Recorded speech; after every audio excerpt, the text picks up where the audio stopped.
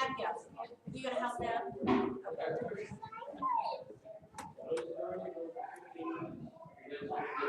There's a lot of kids. She didn't know. She was making sure that.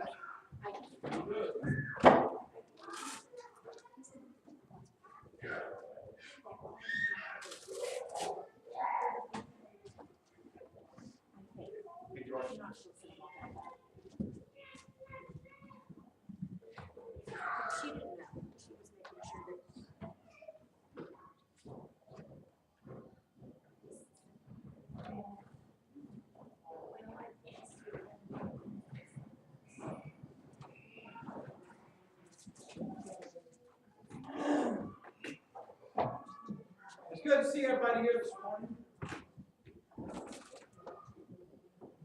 And it's Mother's Day. And I like my mother.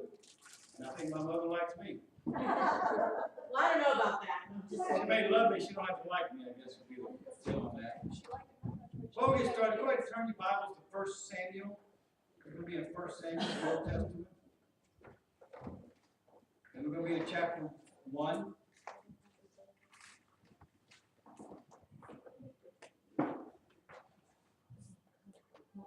As I said, this Sunday is Mother's Day, so I thought you'd like to enjoy this list of what our mothers have taught us, or at least my mother taught me. My mother taught me logic. She said, if you fall off that swing and break your neck, you can't go to the store with me. Think about that. As well as everyone else jumped off a cliff, would you do it too? Have you heard that? How many mothers use that? Number 2, my mother taught me humor. When that lawnmower cuts off your toes, don't come running to me. My mother taught me genetics. You're just like your father.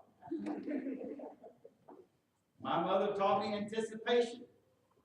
Just wait until your father gets home. Maxine's laughing her horse. She must have used that a few times. My mother taught me about receiving. You are going to get it when I get you home. Well, I heard that a lot of times. My mother taught me religion. You better pray that will come out of the carpet. Think about that for a minute. My mother taught me about stamina. You'll sit there until all that spinach is finished. My mother taught me the circle of life. I brought you into this world and I can take you out. And I think the favorite one is my mother taught me about justice. One day you will have kids and I hope they turn out just like you, then you'll see what it's like. I can't wait. I think Cheyenne was told that a couple times. Just a few. Okay. A 4-year-old and a 6-year-old presented a mom with a house plant. They had used their own money and she was thrilled. The older one said with a sad face, there was a bouquet we wanted to give you at the flower shop. It was real pretty, but it was too expensive. It had a ribbon on it that said, rest in peace. And we thought it would be just perfect since you're always asking for a little peace so that you can rest. You know, in a recent Calvin and Hobbes comic strip, remember that in Calvin and Hobbes? Oh, we like reading Calvin and Hobbes. Calvin is standing by his mother's bed when he says, hey, Mom, wake up, I made you a Mother's Day card. His mother was very pleased and started to read it out loud. Calvin says, I was going to buy a card with hearts of pink and red, but then I thought I'd rather spend the money instead. It's awfully hard to buy things when one's allowance is so small, so I guess you're pretty lucky I got you anything at all.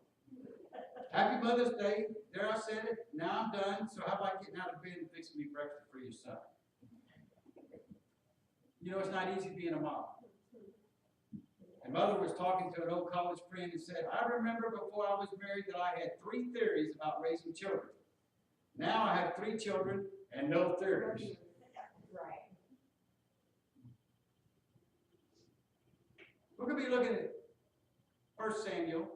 And I was looking at 2 or 3 different mothers in the Bible. I was telling Jody yesterday, I was sitting there in the days kind of sitting at the table, and she said, what's the matter, honey?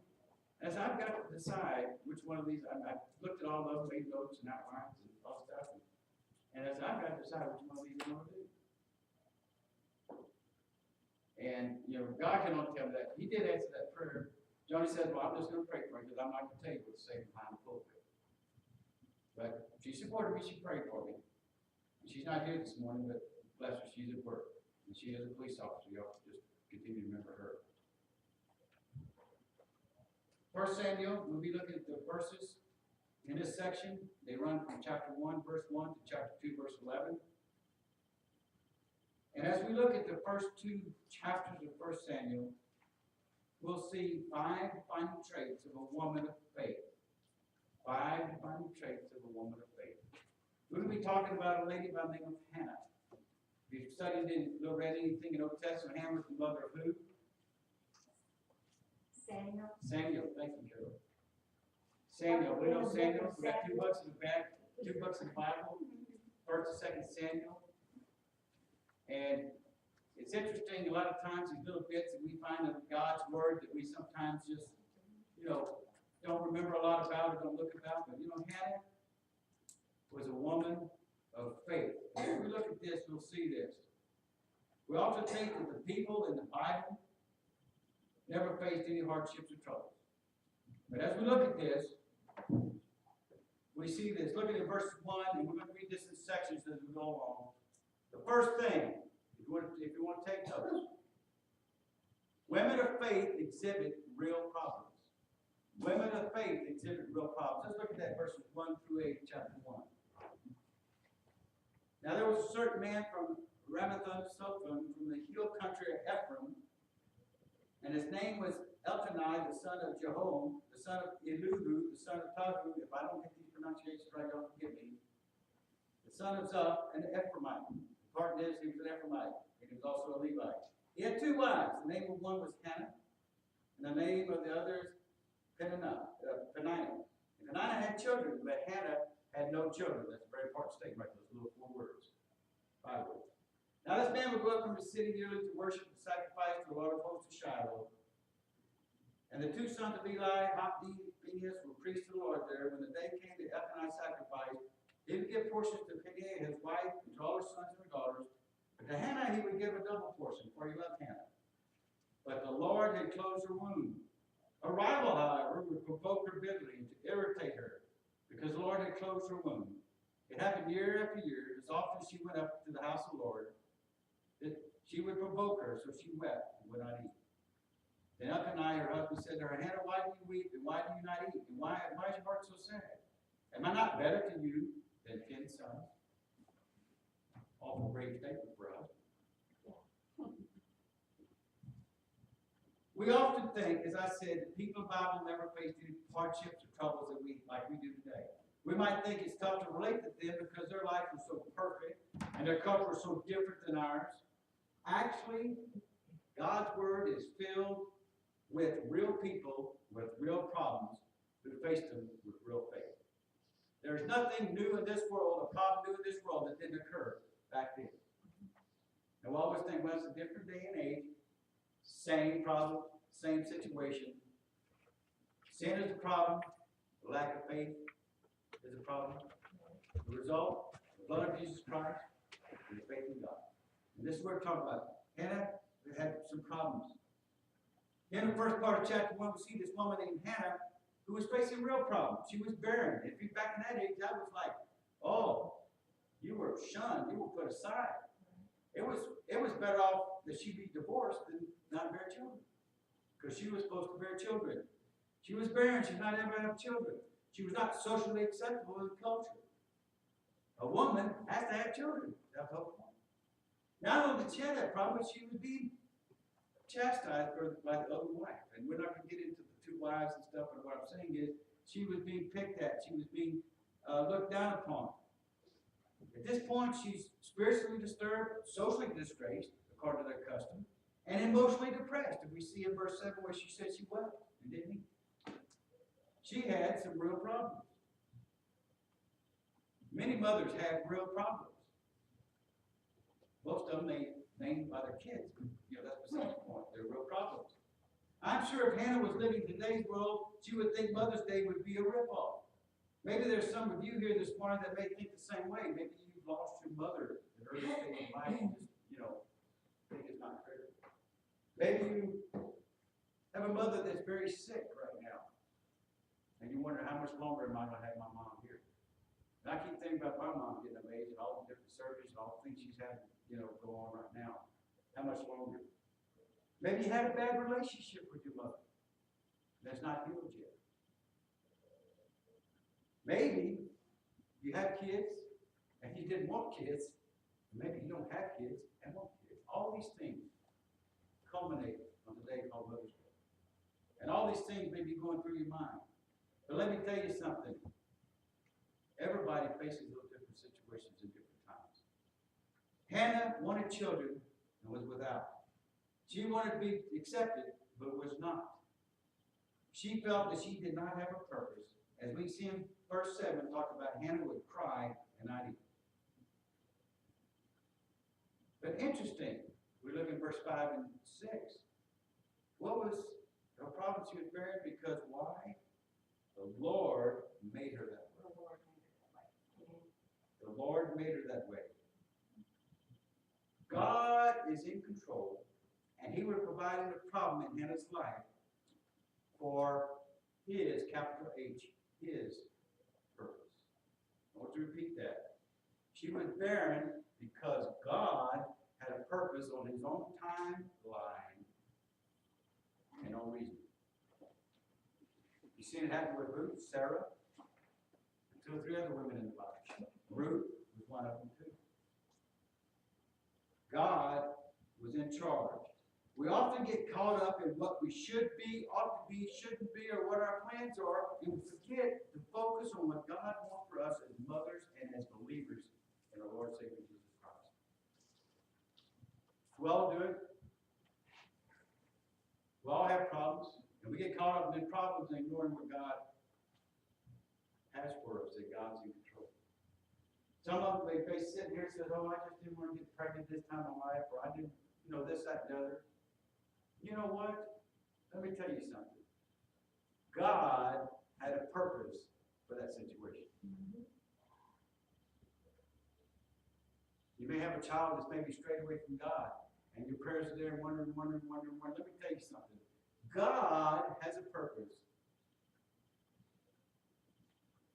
and He's going to take care of that child. Okay?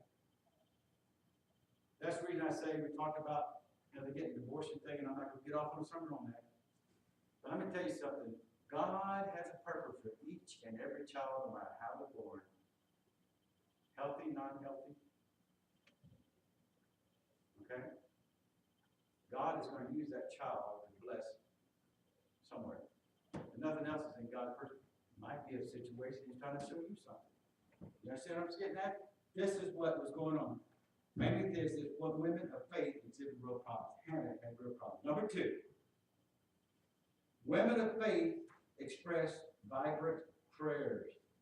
Look at verse 9 through 18 as we move on here. We see that Hannah was weeping and crying. Then Hannah rose after eating and drinking in Shiloh, and Eli the priest was sitting on the seat by the doorpost of the temple of the Lord. She, greatly distressed, prayed to the Lord and wept bitterly. She made a vow and said, O Lord of hosts, if you will indeed look on that affliction of your maidservant and remember me and not forget your maidservant, but will give your maidservant a son, that I will give him to the Lord all the days of his life, and a razor shall not come upon his head. Now it came about, she continued praying. Okay, she continued praying. Before the Lord, that Eli was watching her mouth. As for Hannah, she was speaking in her heart. In other words, she was sitting there being silent, but she was fervently praying and crying. Only her lips were moving, but her voice was not heard. So Eli, the high priest, thought she was drunk. And Eli said, how long will you make yourself drunk? Put away wine from you. But Hannah replied, no, my Lord, I am a woman oppressed in spirit. I have drunk neither wine nor strong drinks, but I have poured what? Out my soul before the Lord.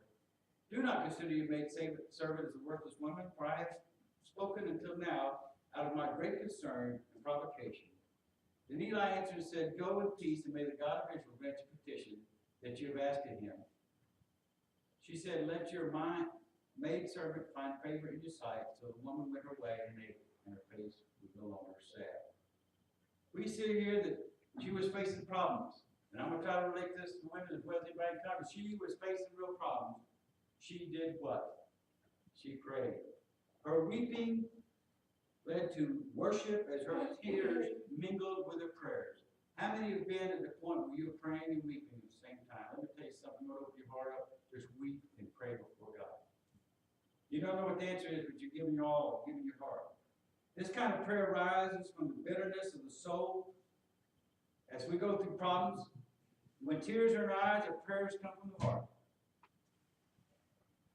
Hannah, having for years been barren and faced all these pressure and allegations and social outcasts, Hannah now realized a very important truth.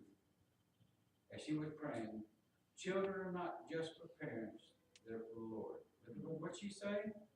Look back in verse 11. O Lord of hosts, if you indeed look on the affliction of your maidservant, remember me, and not forget your maidservant, but give your maidservant a son. That's the first thing. What's the second part? That I will give him to the Lord for the rest of his life. The Lord, bring me a son, he is yours. I'm going to talk to brothers, I'm going to talk to parents. Let me tell you something, that child belongs to God. The best thing you can do as a mother, as a father, as parents, is bring your children up in admiration of the Lord. Bring your children up to serve God. Bring your children up to recognize that God is King. Jesus Christ is our Savior. You can sit there and try to plan your education. You can sit there and buy them all the fancy clothes and the cars and this and that and other. Let me tell you something. The most important gift you can give them is Jesus Christ and what God's Word says. And this is what Hannah was doing. She said, Lord, if you give me this son, I'm going to what? Give him back to you. That happened with Abraham, didn't it? He gave her a son. Sarai was barren. And then God said, Abraham, I'm going to take your son, your one and only son, and I want you to go on the mountain. And I want you to do what? Abraham was what? Willing to give up his son. Hannah was going to give her son back to God. She knew that God blessed her, that that child was going to be raised in a life they knew Christ. And if you can give your children anything else, give them the knowledge of the Lord and Savior Jesus Christ, the knowledge of God. Hannah brought everything to prayer. And I know something else she did. After she had this prayer session, after she had this crying session, look at the last part of verse 18. So the woman, after she prayed, talking about, went her way and what? Ate, and her face was no longer sad. A good crying, praying session brings joy in your heart in times of trouble. I'm not saying you're not going to still have trouble. What I'm saying is God's going to give you peace and joy even in the storm. God is going to give you peace and joy even in affliction. God's going to give you peace and joy through sickness. And God's going to give you peace and joy even if you're criticized time in and time out. So we have a woman of faith that prayed. Number 3. Women of faith experience God's provision. Look at verses 19 and 20. Then they arose early in the morning to worship before the Lord and returned again to their house in Ramah. And Abney had relations with Hannah his wife, and the Lord remembered her. It came about in due time after Hannah conceived that she gave birth to a son, and she named him Samuel, saying, because I have asked of him of the Lord. Basically, Samuel said, words of the Lord, is what the name says, or means. She experienced God's provision. We see in these verses a short time, we don't know what kind of short time, but sometime after this prayer, Hannah conceives and gives birth to a son. She named him Samuel, and the name sounds like a Hebrew word for heard of God or from God. Either one of those. Okay? Every time she said his name, she was reminded of the origin and the destination. The origin was from God, the destination is what? To God. She did not forget. She did not forget.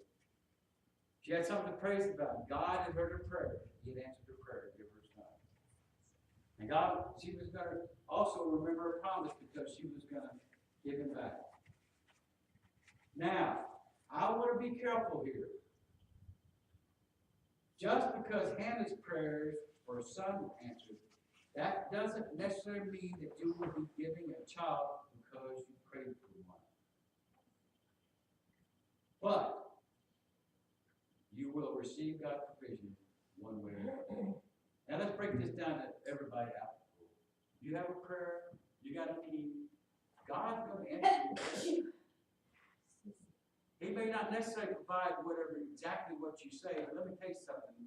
God's going to provide an answer to that prayer one way or the other. If nothing else, God's going to give you peace and understanding and guidance, even if he says no, maybe, or wait.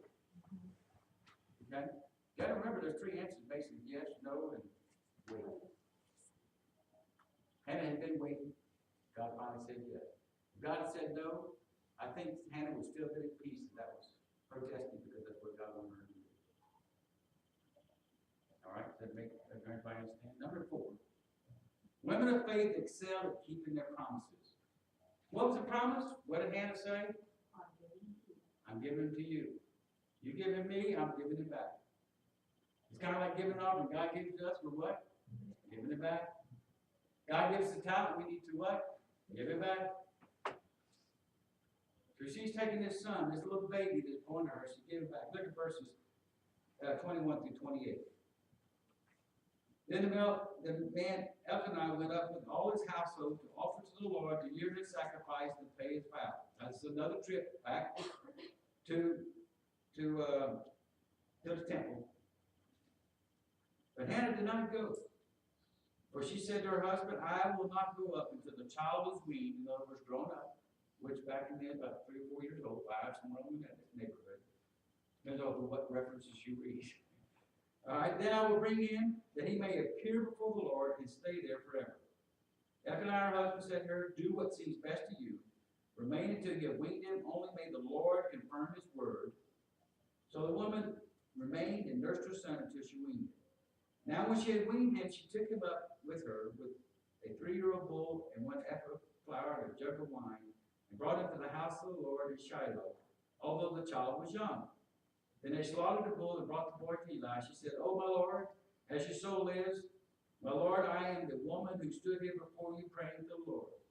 For this boy I prayed, and the Lord has given me my petition, which I asked of him. So I've also dedicated him to the Lord. As long as he lives, he is dedicated to the Lord. And he, being Samuel, worshipped there. Now this is a circumstance. Hannah was keeping the promise she made God. It is hard for a mother to give up a child. Very, very hard. Unless you just, black-hearted is what I'm concerned. I don't see how. I'm not going to get on rabbit trail. Keep on focus here this morning. Can I keep it short? We see here that Hannah cared for her son Samuel deeply. Took care of him till his age 5. Let me tell you something.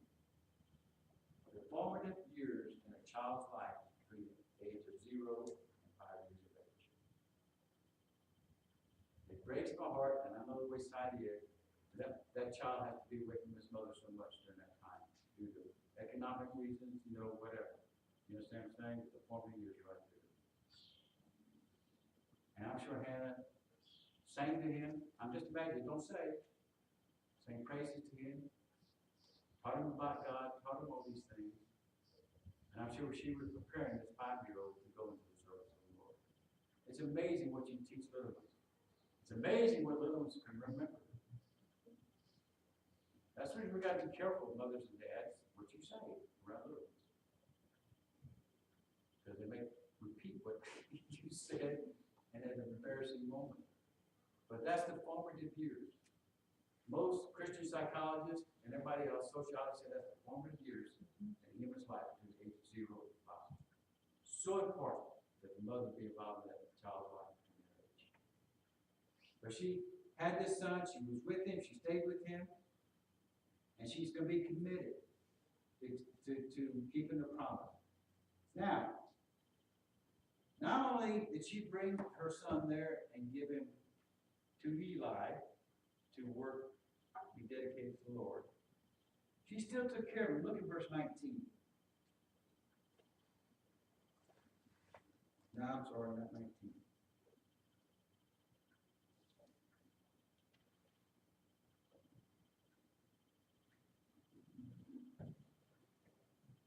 But he was dedicated, but she would also every year, verse 2:19, I'm sorry, verse 2:19, I'm in the wrong chapter.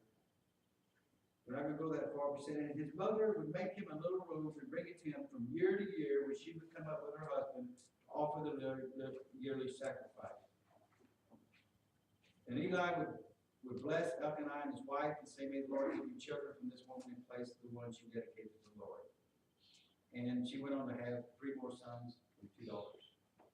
But here's the important thing. She still, even she gave the Lord, still what? Took care of him. Provided for him.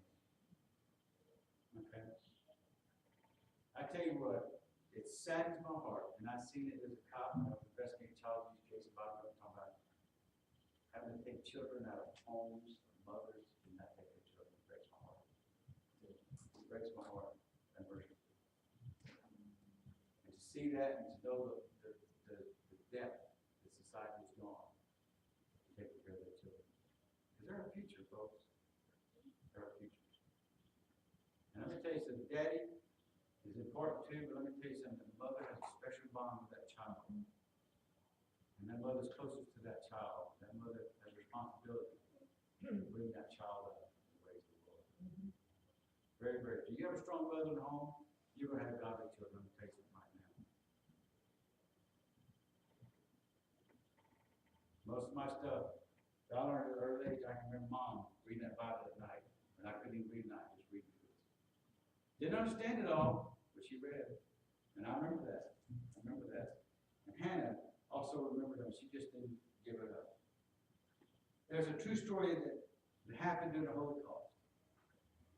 Solomon Rosenberg, his wife, and their 2 sons were arrested and placed in a concentration camp. The rules are simple. As long as they did their work, they were permitted to live. If you remember the story about the Holocaust, that's the way it was. When they became too weak to work, they would be exterminated. Rosenberg watched his own father and mother as they were marched off to their deaths, and he knew his youngest son David would be the next because he'd always been a frail child.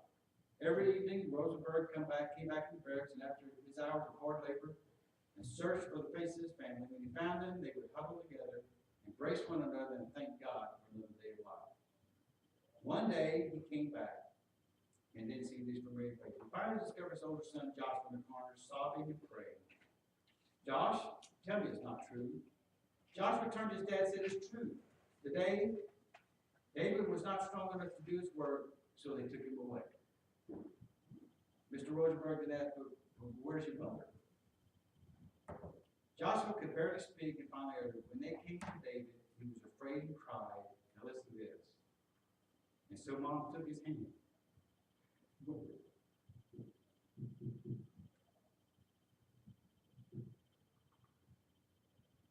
My mother would die for him with 6 kids. Anyways, you ever watch a mother animal protect the babies? It's the same thing. Mothers are that important. Mothers have a responsibility. Number 5, women of faith explode with praise. We're going to read the first 2 or 3 verses of chapter 2. And this is called Hannah's Song of Thanksgiving. But I'll just read the first couple of verses. It's how it opens up. And Hannah prayed and said, my heart exalts in the Lord. My heart is exalted in the Lord. My mouth speaks boldly against my enemies. Because I rejoice in your salvation. There is no one holy like the Lord. Indeed, there is no one besides you, nor is any rock like our God. Boast no more so very proudly. Do not let arrogance come out of your mouth, but the Lord is a God of knowledge, and with him actions go with you. Hannah broke out in praise. She was so happy she prayed. She was so happy she danced. She's so happy she sang because her prayer had been answered. So many times we take things for granted. So many times we take our mothers for granted. So many times, mothers, you take your kids for granted. They're your God-given responsibility to raise these young ones in the Lord. Your God-given responsibility. That does not take anything away from the father. Don't get me wrong. But let me tell you this: mothers have a special bond. Mothers have a special bond. You notice she didn't brag about how handsome Samuel is and how strong he was. She just praised, I got a son. Didn't say, hey, God, you made him so beautiful. God, you made him so strong. She says, I have a son. This day and age, there's so many doctors now doing genetics, and we'll do tests early if the child ain't exactly right. Well, we need to start over. Let me tell you something. God does not make mistakes. God does not make mistakes. No matter what condition that child is in, maybe it is otherwise, that is your gift. That child is your gift to take care of. His parent. It's your gift as mother to take care of that child. You know, Hannah's an example of one of her faith. She endured years of suffering because she couldn't have a child. She endured years of cruel harassment. Then she goes to a place of worship. She prays. Then she goes into worship, and then she goes into praise because of what God has done. Closing thoughts. Give these to you. Jordan, that's your key. Closing thoughts. Women, you have great worth in God's sight, whether or not you have a child. The reason I think it's so important because other faiths and see things with Islamic faith and women are not worth anything for them. Let me tell you something. You're worth a lot in God's eyes. You're worth a lot. Lift up your head and realize that God loves you for who you are, not for what you do. He understands your sorrow and your pain. He meets you right there where you are. And they can go from men too. Number 2. Mothers, make it your mission to give your children to the Lord for a lifetime of service. I'm not talking about raising a bunch of preachers or anything like this. What I'm saying is you serve the Lord. Teach them to serve the Lord. The most important Bible classes in the church should be the children's class and the youth class. And also sit down to the mother. Mothers, make it your mission to bring them up in the Lord. Dr. G. Campbell Morgan, famous preacher, had 4 sons, and they were all preachers. Someone once came into the drawing room and all the papers were all full of boys and pastors and stuff. He thought they would see what Howard, one of the sons, was made of, so they asked him this question. He said, Howard, who's the greatest preacher in your family? Howard had a great admiration for his father, and he looked straight across at him and his father, and then without one moment's hesitation, he answered, Mother was the greatest preacher. I've heard a lot of many sermons from my mother. They stick in my mind. And I've seen my mother say many for his kids through love. You know what? Since it's Mother's Day, women are very special. Some of you that may be grandparents now. Grandmothers have a lot to do with teaching the mothers how to take care of the grandbabies. I like grandbabies. I like to swallow, leave up the sugar and stuff, and sit home. Right, baby? But mothers are special. My mother's special in my heart. If you have a mother in this morning, or if you have to call her right after church, contact your mother. Those your mother's going on, you know, just have good memories of your mother. What she did for you. Good mothers are very important.